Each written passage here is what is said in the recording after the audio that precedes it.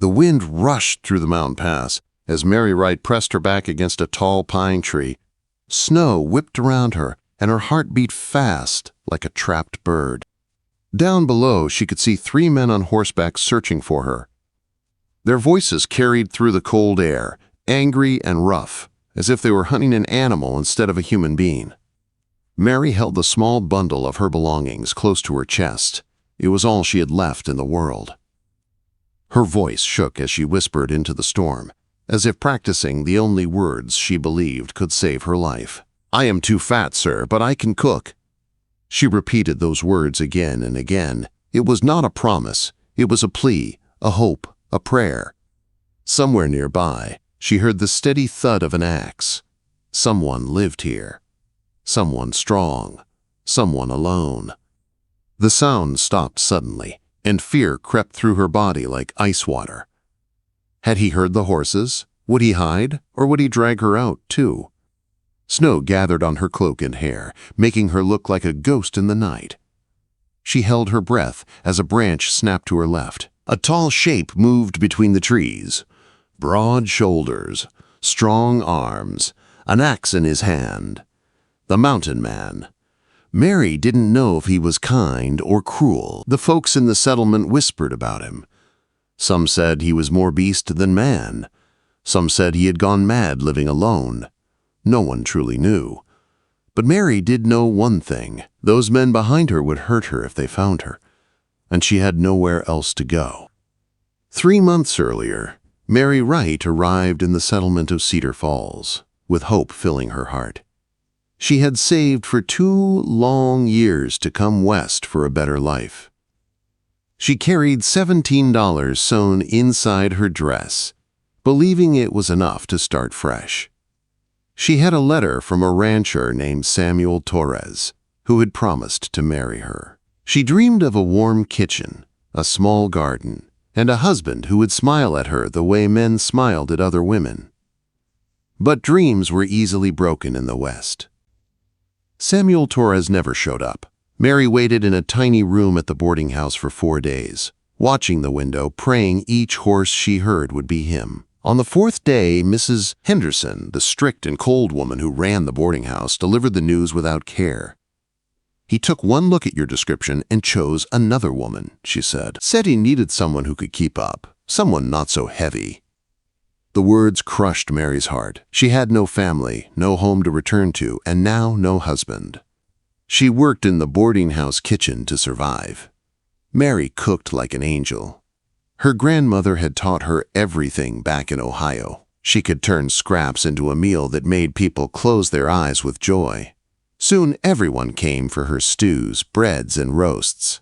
But nothing she did was enough. The whispers started. Mary heard them when she carried plates to men at the saloon. "She eats too much.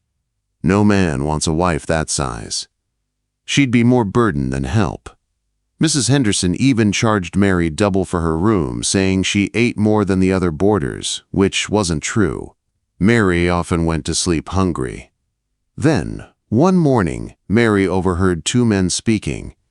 They said winter was coming and the settlement didn't need dead weight. One suggested she should be told to leave if she didn't find a husband by spring. That night, Mary cried into her pillow until her body shook. She had worked hard, stayed kind, never complained, and still no one wanted her. Only her cooking had value, and even that wasn't enough to earn her a place to stay. Then she heard about the mountain man. Stories said he lived far up on Eagle Peak, alone. Some called him a soldier running from his past.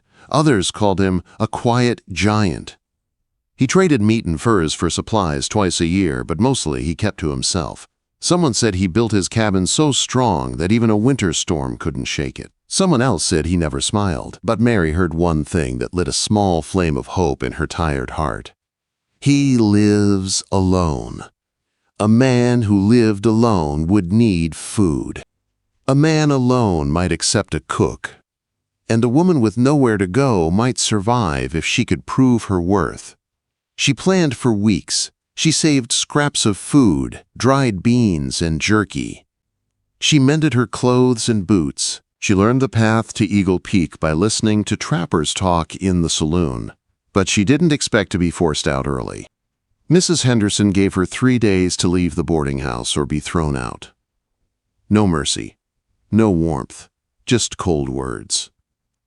Before dawn on the 3rd day, with a shaking heart and nothing left to lose, Mary slipped out into the cold and began the long climb into the mountains. The path was steep, harsh, and lonely. Snow bit at her skin. Her feet ached. Her breath hurt. But she pushed forward because turning back meant death. Hours later, she reached the valley she hoped held the mountain man's cabin. She saw smoke rising from a chimney. She felt a wave of relief so strong she almost collapsed. But before she could knock, she heard the men from Cedar Falls behind her, the ones who had followed her with wicked smiles. Their horses were close. Mary rushed to the door and banged on it with all her strength. "Please," she cried, "they're coming. I need help." The door opened. A giant man with a long, dark beard filled the doorway. His cold blue eyes studied her. Then he looked past her at the riders. "How many?" he asked. "3," Mary whispered. He stepped aside. "Get inside." Mary stumbled into the warmth, not knowing that with this step her life was about to change forever. Mary sat near the fireplace, her hands shaking as she tried to warm them. The cabin felt safe, but she could not stop her heart from racing. Outside, the mountain man named Charles stepped into the storm with his rifle. Through the window, Mary watched the 3 riders approach. They slowed as they saw him. Even from inside, she could sense their fear. Charles stood like a wall between her and danger. "That's far enough," he called out.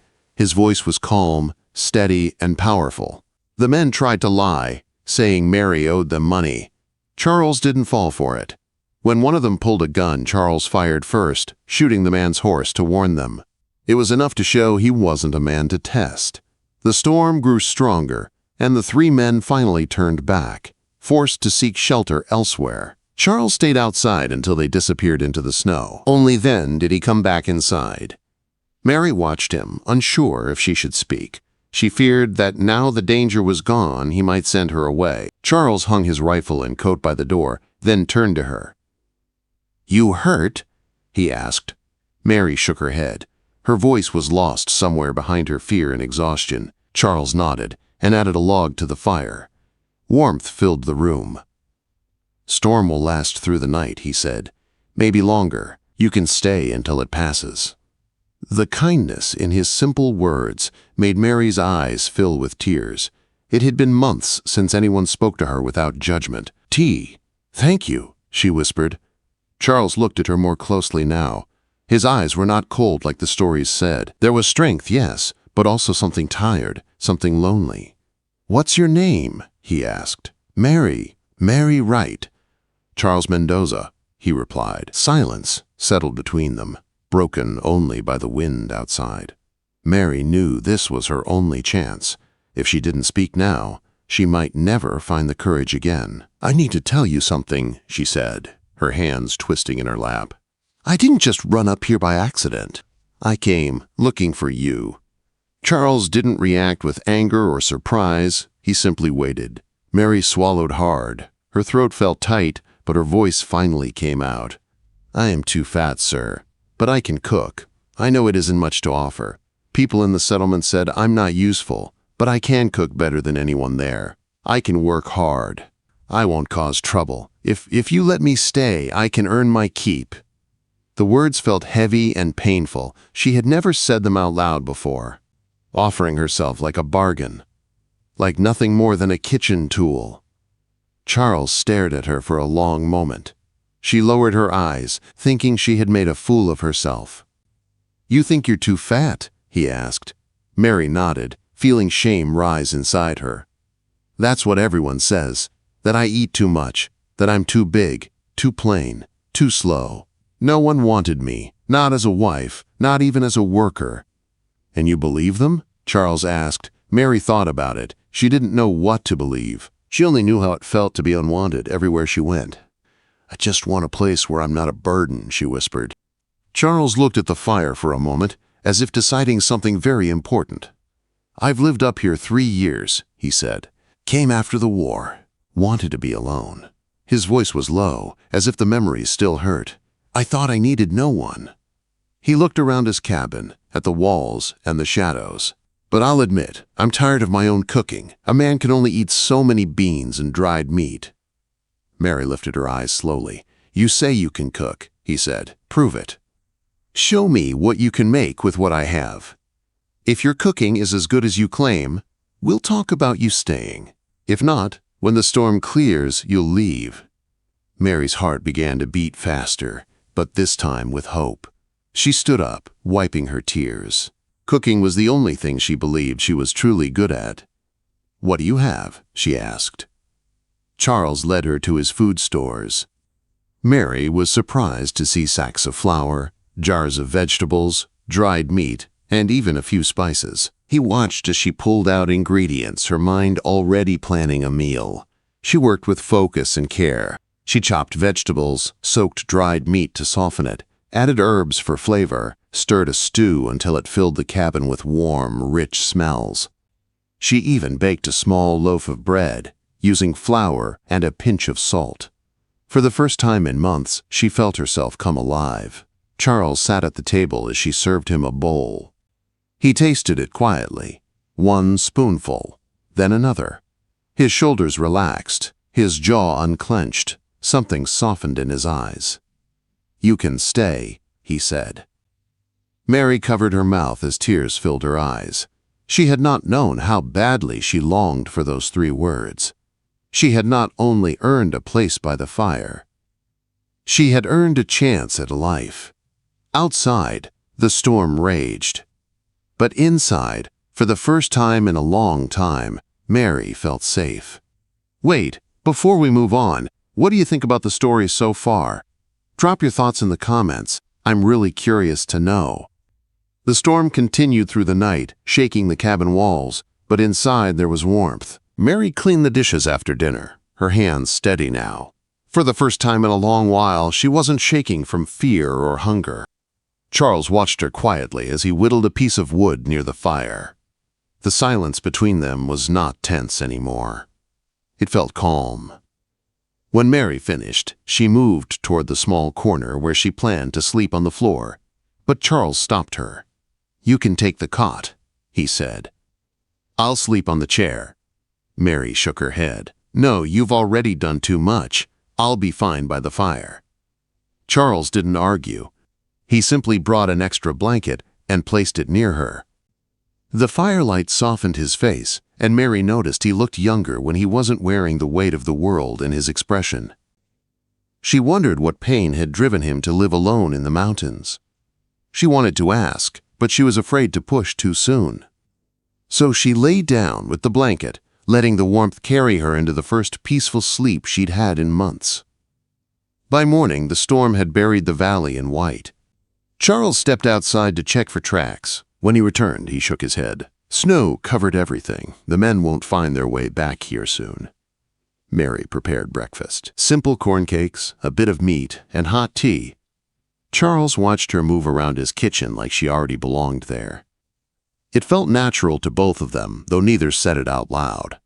After breakfast, Charles showed her around the cabin and the outside area. There was a smokehouse, a woodshed, a place where he tanned hides, and a small frozen creek nearby. "You'll need to learn how things work up here if you're staying," he said. Mary nodded. "I want to help." Day by day, Mary proved herself. She cooked meals that made Charles pause in appreciation. She cleaned, organized shelves, mended clothes, and learned how to store food for long winters. In return, Charles taught her how to chop wood, gather pine, melt snow for water, and check traps. One afternoon, Charles returned from checking his traps with a rabbit. Mary prepared stew, and the smell filled the cabin. As they ate, Charles asked, "Why did you come alone? Why not try another town?" Quote. Mary stared into her bowl. "Because the next town would treat me the same. People look at me and see someone to judge. Here I thought I could be useful." Charles looked at her for a long moment. "You don't need to earn your right to exist, Mary. The words hit her harder than any cruel comment ever had. Kindness always struck deeper than hate. Mary lowered her head, tears rolling silently down her cheeks. Charles didn't speak again, but he gently pushed an extra piece of bread toward her. It was a small gesture, but it told her she was seen. As weeks passed, the winter deepened. They settled into a quiet rhythm. Mary smiled more. Charles talked more. Two people who had known only loneliness now found peace in each other's company. But peace in the wilderness never lasted long. One morning, Charles spotted smoke rising from far across the valley, not from his chimney. Someone else was out there. Mary's heart jumped with fear. "Do you think it's them?" she whispered. "Won't know until I check," Charles replied. "I'll come with you," Mary said. "It's safer if you stay." Quote, Mary shook her head. "I don't want to hide anymore." Seeing the determination in her eyes, Charles nodded. They moved carefully through the snow, following the smoke trail. When they got closer, they saw a man collapsed near the trees. One of the three who had chased her, Henry Bailey. His horse stood nearby, weak and shaking. Bailey wasn't armed. He was half frozen. Charles lifted him onto the horse and brought him back to the cabin. Mary's heart pounded. This man had wanted to hurt her, yet he now lay helpless. When Bailey woke, he stared at Mary, confused. Why help me?" Mary swallowed. "Because leaving someone to die makes me no better than those who left me."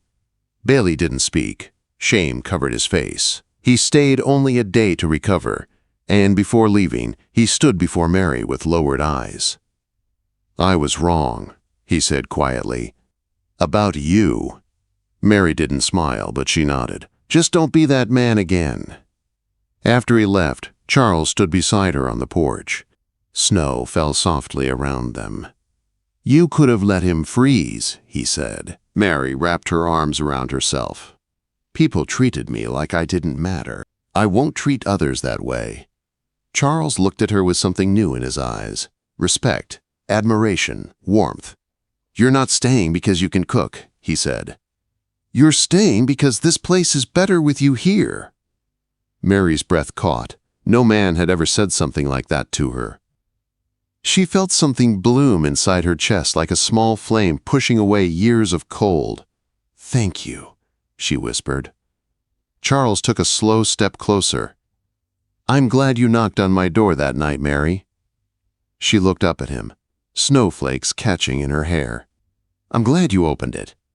In the silence that followed, the mountain felt different, not a place of loneliness anymore, but a home where two hearts had found each other. And for Mary Wright, the girl no one wanted, the mountains had given her something more precious than a warm cabin or a safe bed. They gave her love.